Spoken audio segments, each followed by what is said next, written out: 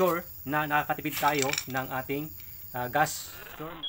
Hello mga kabisik, welcome again sa ating YouTube channel, Motorcycle Basic Mechanic, wherein we can learn repairs and tutorials and vlogs. Please subscribe and click the bell for the updates to our latest videos. Thank you so much and God bless everyone. Hello, welcome back mga kabisik sa ating channel.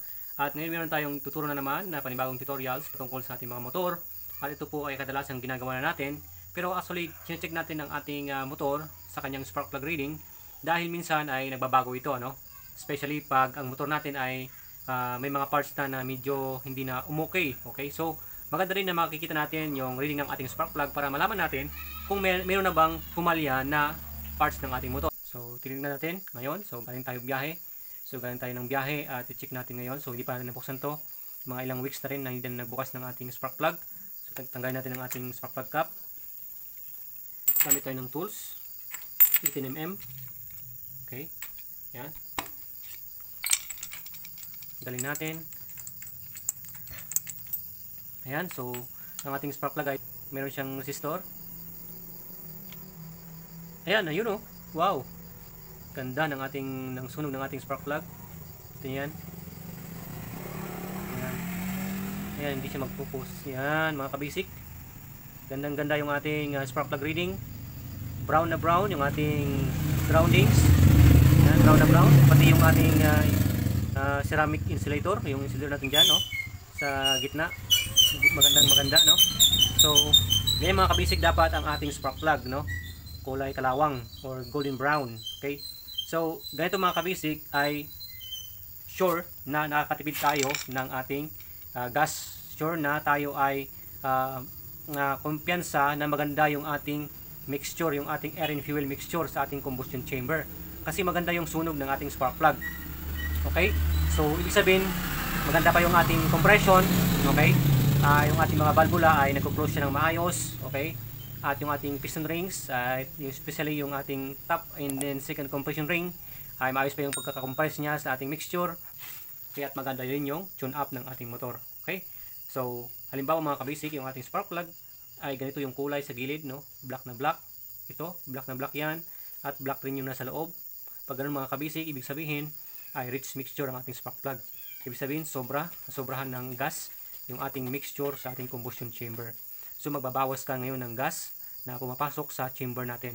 So, meron tayong adjustan dito, yung ating tunuhan diyan sa ating carburetor. Lapit natin. Meron tayo dito. At mga kabisik, ang kailangan i-adjust natin kung magbabawas tayo ng gas natin, ang gagawin natin na pag-ikot dito is, syempre mga kabisik, pahigpit niya, no? Higpitan natin, no? Konti. Pwedeng 1/4 turn or 1/2 turn. Depende sa talagang itim ng yung sunog talaga ng spark plug mo. Kung masyadong maitim, ano, magbawas ka. So, sisikapan mo ngayon. I-turn right mo yung ating tunuhan para ipitin niya. So, pigilan niya konti yung ating gas na papasok sa ating combustion chamber. Okay, pag maitim na maitim itong ating sunog ng ating spark plug. Ganun mga kabisik ang gawin natin. Okay? At siyempre, pag mas maraming gas at maitim yung ating reading ng ating spark plug, ibig sabihin, masyadong ma-consume sa gas yung ating motor pag nagbibiyahe tayo, especially pag long rides.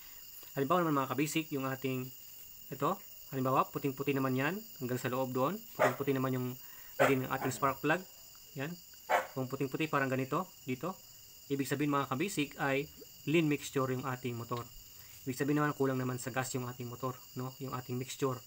So ibig sabihin, ang gawin mo dito sa ating tunuhan is kailangan mo din siyang luwagan ng konti, 1/4 or 1/2 paluwag. Okay, para mas madaming papasok na gas naman at mas less yung air na papasok sa ating combustion chamber. So, ganoon lang mga kabasic ang cycle ng pagtutuno natin dito sa ating motor tungkol sa ating motor pag pinag-usapan ng ating spark plug reading. Kung rich ba or lean mixture yung ating sunog ng ating spark plug. Napakahalaga ito mga kabasic, ano? Kaya yan, maganda yung ating sunog. Hopefully, ma-maintain natin yan, yung ating reading na ganyan, optimal reading. Optimal spark plug reading yan. Kaya maganda yung ating takbo ng ating motor at smooth na smooth siya, okay? At yung idle din niya maganda. Kahit uminit na yung makina natin ay hindi na mamatay yung ating makina. Siyempre, make sure na tama yung RPM ng iyong motor, no? Kung 12, 13, 15 yung RPM mo, kailangan iset mo muna doon, okay? Kaya napakalaga mga kabisik na maayos itong ating spark plug reading. So, kung tatanungin nyo ako, okay, kung ilan ba yung turn ng aking tunuhan dito, siyempre magkakaiba. yung turn ng ating tunuhan. Okay, so yung mga iba naman dito yung kanilang tunuhan, yung mga underbone na motor at yung air yung kinokontrol na carb at ito yung fuel na kinokontrol na carb. So depende yan sa ating mga karburador. Kaya kung ang motor ninyo is Rossi 175 TC, para sa akin ito, syempre ito yung fuel screw type na karburador. Sabihin fuel yung kinokontrol yung ating tunuhan.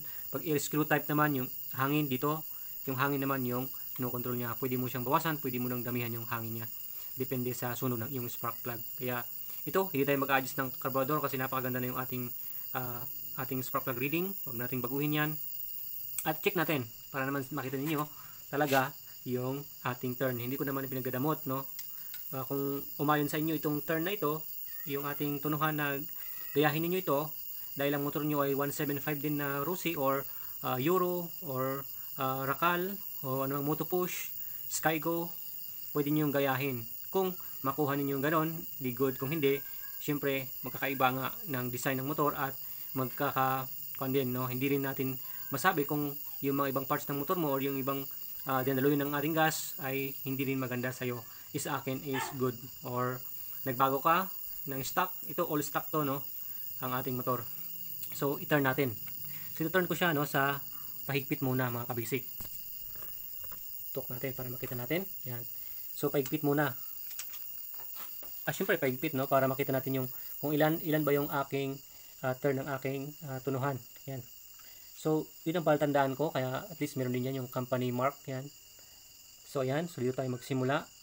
Pag ikot natin pa kanan, isa, ibig sabihin half yon, no? Half. Sorry, half na. Sabi natin ng half na lang, no? Half siya. Half. 1. Okay. 1 and a half. 2. 2 and a half. 3.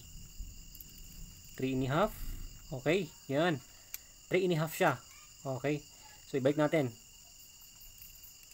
Half. 1. 1 and a half. 2. 2 and a half. 3. 3 and a half. Ayan. So, ganyan yung aking screw, yung tunuhan ko. Ganyan yung adjust ko ng tunuhan. So, yun lang mga kabisik ang ating naituro at I hope na meron tayong natutunan kahit kunti lang at may apply natin sa ating mga motor upang maging maganda yung takbo ng ating mga rides. Okay, so thank you so much mga kabisik.